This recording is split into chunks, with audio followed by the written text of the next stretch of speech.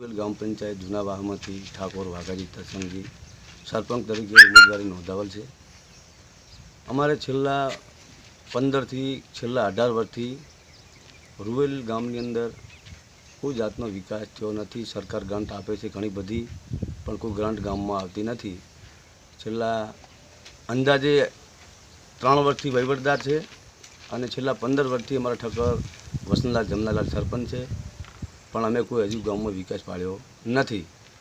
છતાં આ સાલ છેલ્લા 2012થી હું પોતે ઠાકોર વાઘાજી તરસંગજી ઉમેદવારી નોંધાવું છું કે રૂરલ ગામની અંદર મેં સરપંચ તરીકે ઉમેદવારી નોંધાવેલી છે। તમે બધા ગામવાસી, બધી બહેન 18 આલમ મને દિલથી હૃદયથી મને મત કરજો। મારું નિશાન છે લીલું મરચું, એવી હું તમને પ્રાર્થના કરું છું। અને જે મારાથી સરપંચ બન્યા પછી જે મારાથી કામ થાય, સરકાર પાસેથી હું બને એટલી ગ્રાન્ટ લાવી અને ગામનો વિકાસ કરીશ એવું હું વચન આપું છું। અમારા ગામનો કોઈ વિકાસ થયો નથી। આજ 18 વર્ષ થઈ ગયા છે।